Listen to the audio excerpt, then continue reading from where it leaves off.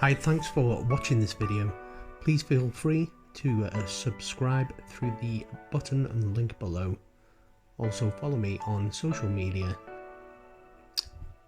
Innovative Art Wales. And the website is www.innovativeartwales.com.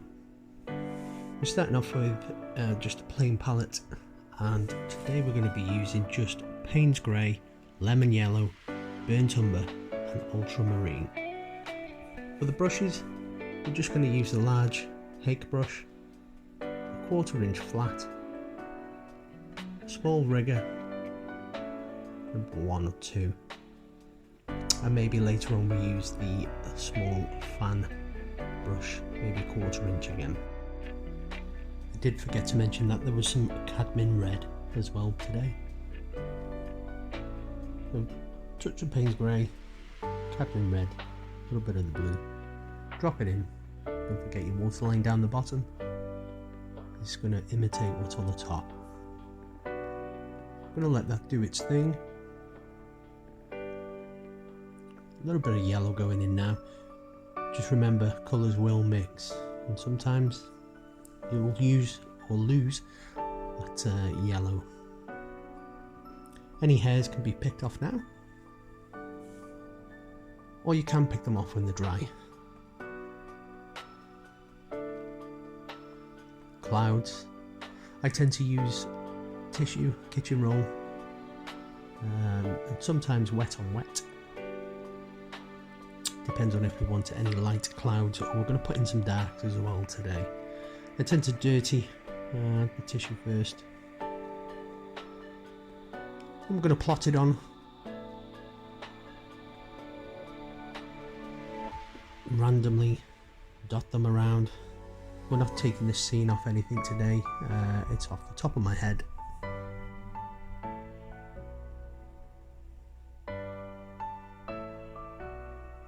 Just watch for any runs. Usually the bottom of the page we swipe across with the brush to take up any excess water.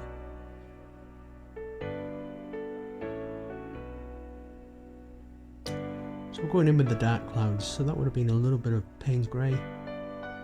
Nice sharp brush, chiseled edge. And a little bit of blue. Some Payne's Grey.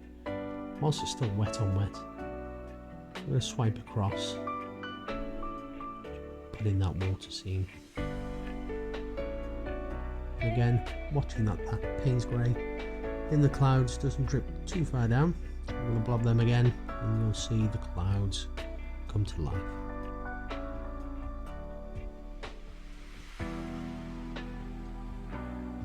Don't forget anything that we do up top, we're going to drop in below here the water line.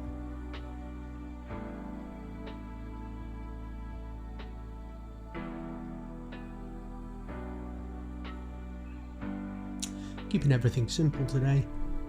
This is literally going to be done within 15-20 minutes.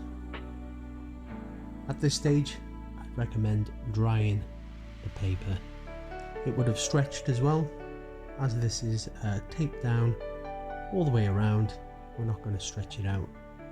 It should just still be comfortable to work with.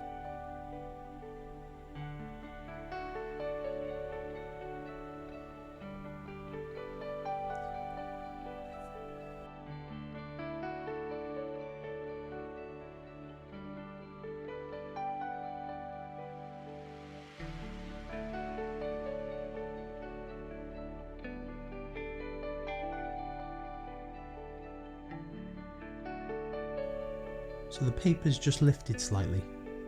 We're still going to continue, it's not worth stretching out at this stage. You can use clips if you're on a board. I'm just using this plastic moulded tray for this one.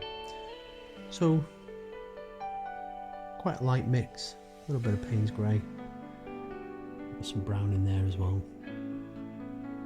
Nice and watery, just watch that you don't lose anything down the page. So this is going to be right in the distance. I'm going to take a little bit more. I'm going to go over to the other side. I also put a little bit of that blue in as well. Nice and faint. And just pull them out. Literally, wherever you think.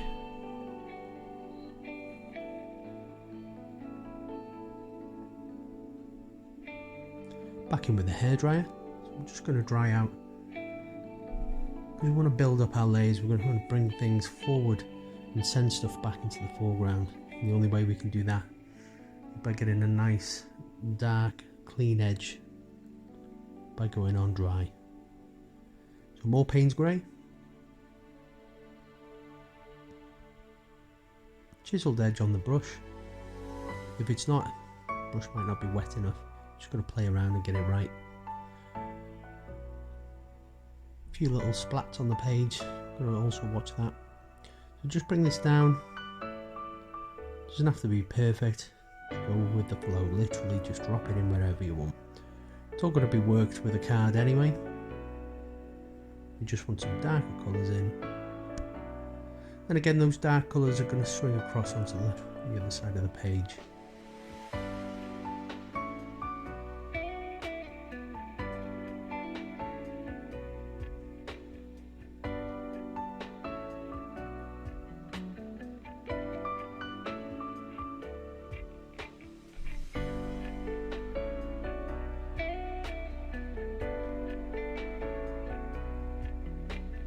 A little bit darker as we get closer again.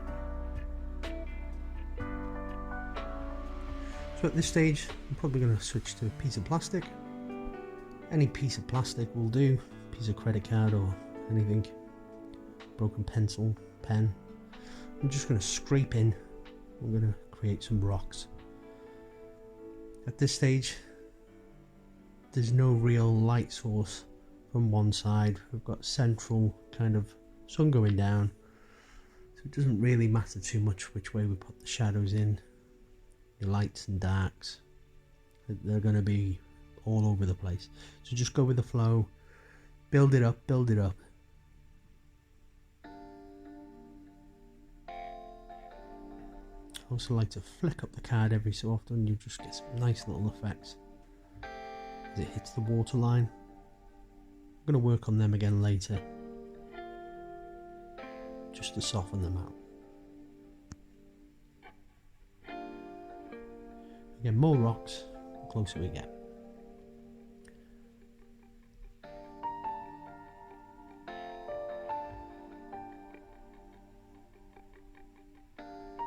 After this, I think we're going to be finished with the Hake Brush.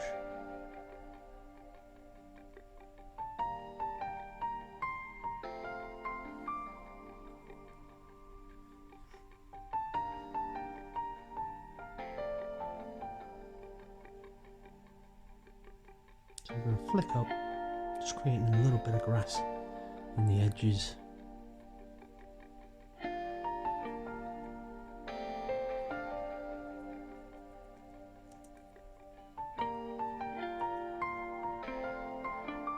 The Japanese Hake Brush obviously isn't pronounced Hake.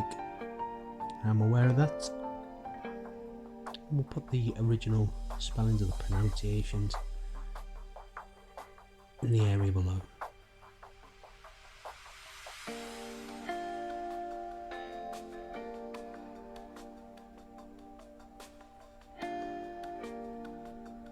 So all we're trying to do is build up little layers, little twigs, bits of grass sticking up from the water. You can do this with a smaller brush. This is quite a fairly new brush.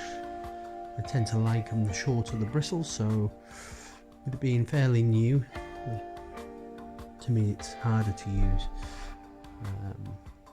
A well-used brush seems to apply a lot easier and have more control. More Payne's grey. I'm going to go in with a little bit of brown as well. Get that chisel edge. I'm going to look at bringing stuff right up close now, so we're going to put in some trees.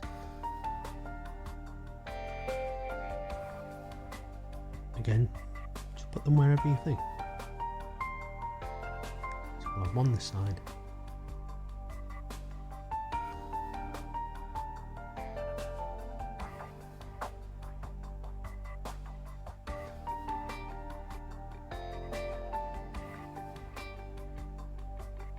Always like to work around the trunk of the tree as well.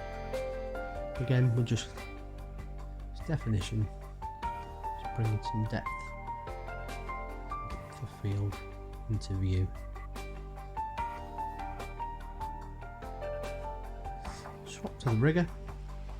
So we're going to start putting the branches. Again, go with the flow. You can go in all directions, although they tend to float upwards towards the sun and the sky. These old trees, just do what you want. Not going to put any leaves, foliage or anything in today. I'll be very gentle with the brush. Let it do its thing as you come to the end of the stroke. Just lift off very lightly.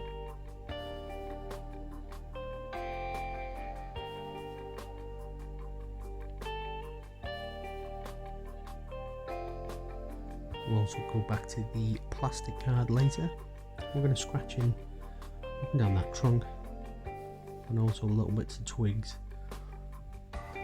Again, some of the darker areas and amongst the rocks as well.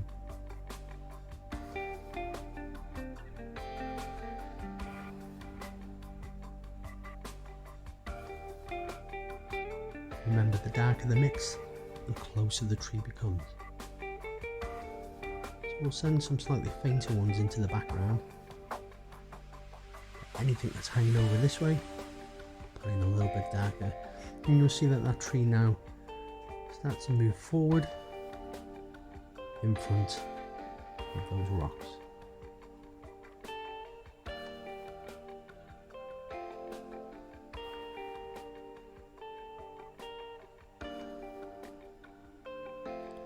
Keeping this very, very simple, straightforward, not too much detail. Again, in the background we put no mist in. Lines could be better, but again, very basic, straightforward painting anybody can do.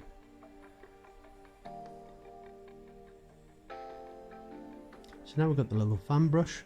I'm going to put in some more foliage, some on the grassed areas, just on the base of the trees, in the water, on the rocks.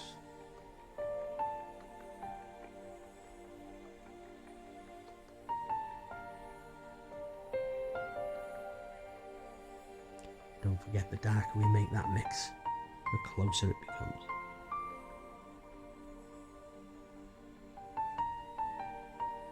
Always work to the edge of the tape or the paper, because again, once that tape's removed, a nice clean edge. I'm just dotting in little bits and pieces. So many varieties of greenery, twigs, branches, plants, shrubs, flowers, all shapes and sizes.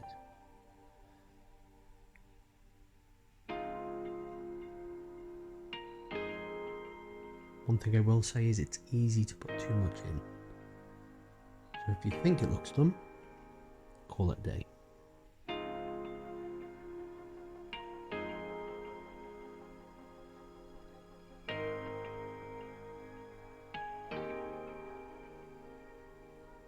Almost getting to the end of the painting. At this stage, we're just smoothing in. Tend to use a fan brush or a smaller flat, and just put in some small, very faint water, ripples, and shadows.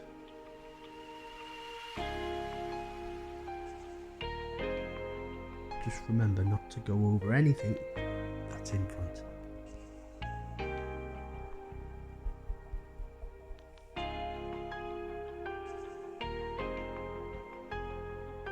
You notice on all my paintings there's always some form of wildlife or birds in the sky, so we'll have them in shortly too.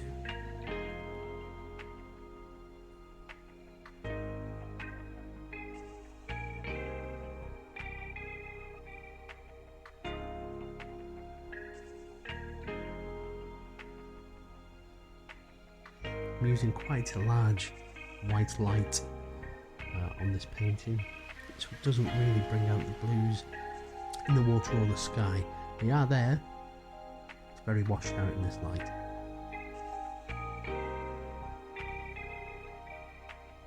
Nobody said what colour it needs to be. It can be anything, any combination. Go crazy, stick some greens in the sky, it doesn't matter.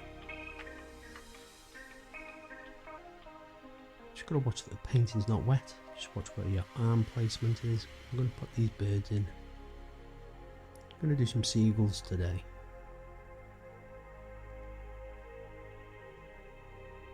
Again, depending on where the sun is, if the sun was nice and high, I would have put some in on the bottom, so we've got some reflections, the birds upside down. Would have done the same with the trees. Okay, we're going to put some very light shadows in on the trees onto the water. But because of where they're situated, I don't need to do that. So I've signed this one off. I think it's more or less done. I'll give it a dry. Just pick out these highlights and twigs, little sticks. You'll see how it scratches its way through, bringing in some lovely branches.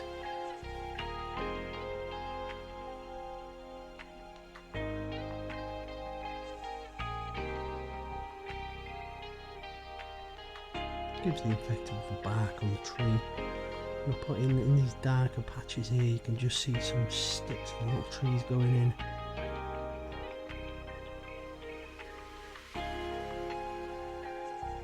All shapes and sizes, so it doesn't matter.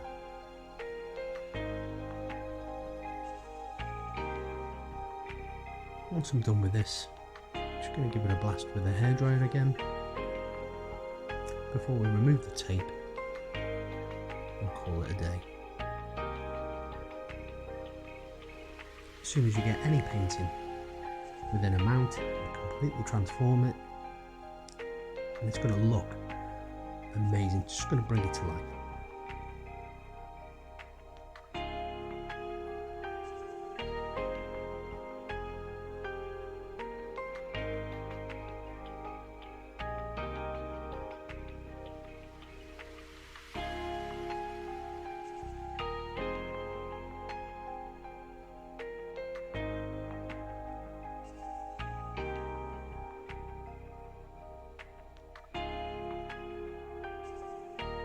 I'm going to take the tape off.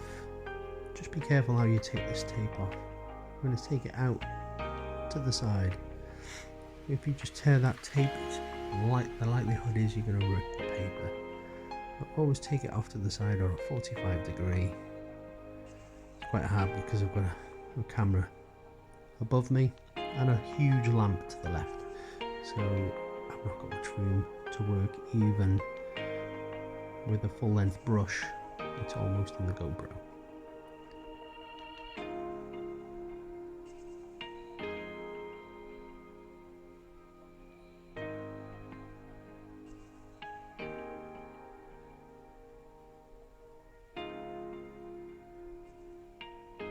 Don't forget to like and subscribe.